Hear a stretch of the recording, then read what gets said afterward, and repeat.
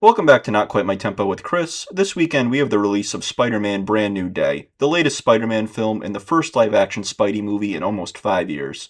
I've been really looking forward to this film as a massive fan of Spider-Man. I have enjoyed Tom Holland's films, but we really haven't gotten the street-level Spider-Man New York City story with him yet in a solo film. This film does have the Hulk and Punisher, but the trailer still promised a mostly solo Spider-Man film with him independent from the Avengers, in New York City the whole film, dealing with very personal day-to-day stuff. I enjoyed No Way Home as the multiverse experience, but it was time to give Tom Holland a street-level Spider-Man story, and we finally get that here. I enjoyed this movie a lot. I think it is easily the best of Tom Holland's Spider-Man films so far. With that personal side of the story, you get a much older and beaten down version of Peter Parker here that is dealing with the trauma of what he went through in the last film, having his friends forget about him and being on his own, seeing them move on without him. To cope with this, he fully sinks himself into being Spider-Man, leaving Peter Parker behind as much as he can, cutting out all relationships and human connection in his life, and giving all his time to being the wall crawler. The opening minutes establish what he's going through so well. Spider-Man has done good for the city, inspired people. You see him working with the police. This movie really brings out the emotions of what Spider-Man means to New York better than any of Tom's past films. Spider-Man is doing good, but when it comes to Peter Parker, that part of his life is really suffering. There is such a strong character arc here of how Peter learns to balance all parts of his life, working through what he's lost and realizing the importance of building relationships, realizing he doesn't need to be alone and that he shouldn't be. I think in that way, Ned and MJ are used really well here. They are still important parts of his arc and what he's working through. There's some scenes here with Peter and them that get so emotional. This movie has some devastating moments, but also some joy and satisfaction.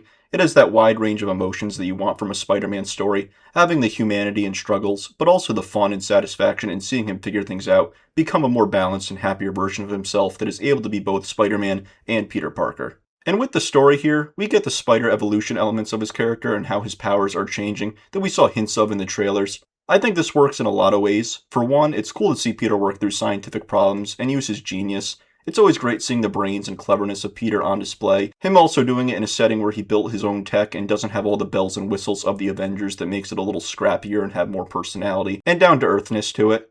This plot also brings in Mark Ruffalo as Bruce Banner in a pretty natural way.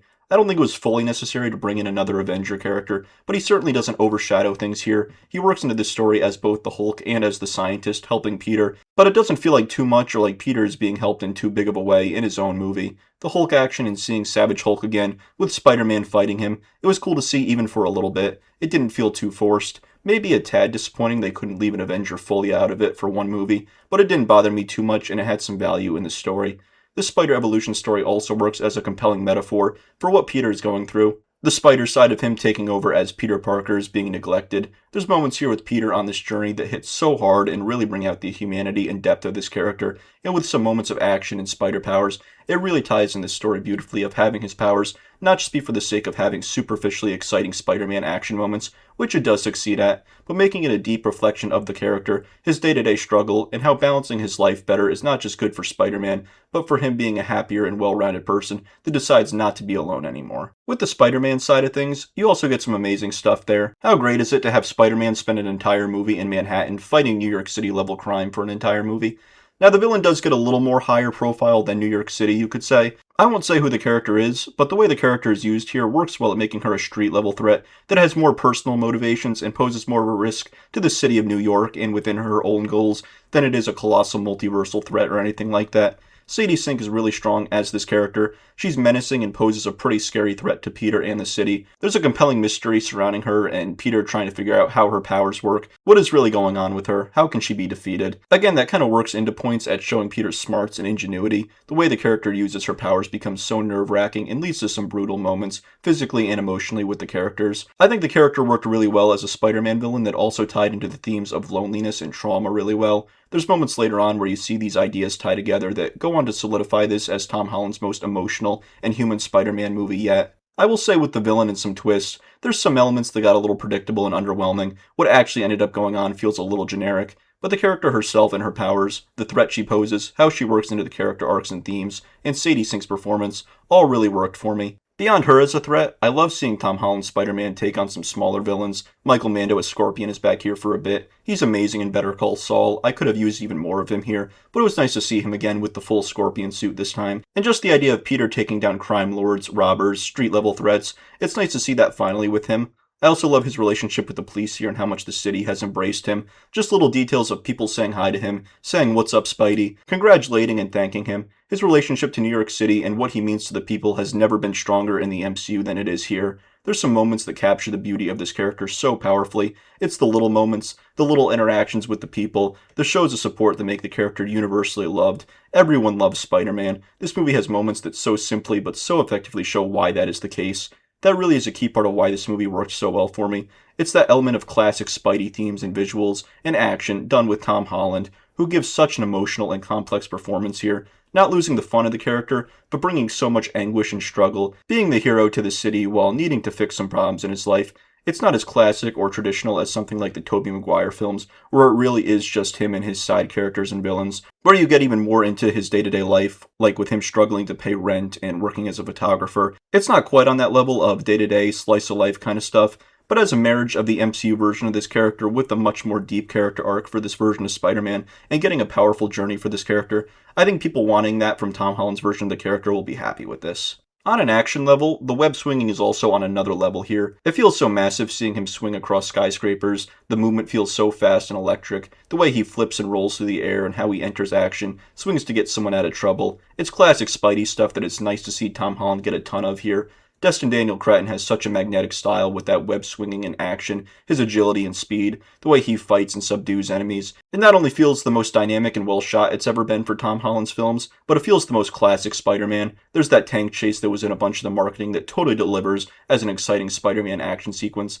The action with the mind control plot. You see him fight the Hand in the trailers that led to a thrilling and agile fight. The suit here is also gorgeous and has such a great mix of colors. I love the webbing, the mask and lenses are so expressive, one of the best live-action Spider-Man suits in my opinion. When it comes to some of the more MCU connections here, we already talked about Mark Ruffalo's role here as Bruce Banner, but the big side character that I certainly was anticipating for this film was Jon Bernthal as Frank Castle the Punisher. I love this performance and character from the Netflix and now Disney Plus side of the MCU. He's one of my favorite characters from that part of the world, him and Daredevil and everything. When they announced he would be in this film, there is that feeling of wishing Tom could get his completely and entirely solo story without any other Avengers or significant sort of guest characters coming into play. But the Punisher makes more sense as another New York City vigilante, him showing up in a Spider-Man story. The two have met many times in the comics, and I think the character worked really well in this movie. He doesn't overshadow Peter, he's not even like a mentor to him or anything, they're more like peers and bickering brothers. He's, by necessity, more toned down and a lighter version of the character than we've seen. That was to be expected, but he still is Frank Castle. The way he conflicts with Peter, the way they argue over methods, the dark elements of his character come out at points, but it's also nice to see him interact with Peter in more fun ways. We see some humor with the character that I think was fitting for him without compromising who he is. Seeing these two team up in the action was also awesome. Some really cool stuff here. I think the amount of this character we got was spot on, the tone was right, and seeing these two meet and establishing that dynamic was a real treat. I don't have too many big problems with this film. I mentioned the villain twist was a little lame and undercooked. There is also the classic MCU humor problem here at points. I wouldn't say as bad as other films, including some of the other MCU Spider-Man films, but there are points where they throw in a joke when it just wasn't needed and didn't fit. Took some impact away from the drama of some moments. You have a film like Far From Home that pretty much became a full comedy at points. This doesn't have anything that excessive, but you definitely feel the forced nature of the humor at points, having it when it wasn't welcomed. But I really enjoyed the movie overall. It's a great street-level, more personal and emotional Tom Holland story with him going on a very impactful journey. There's awesome Spidey action, a great suit, Destin Daniel Cretton brings a great style and depth to this character. The MCU connections feel organic here. Bernthal's Punisher is a great inclusion. It follows up No Way Home with Ned and MJ in amazing ways that explore loneliness and human connection. There's a real threat with the villain, some compelling character dynamics.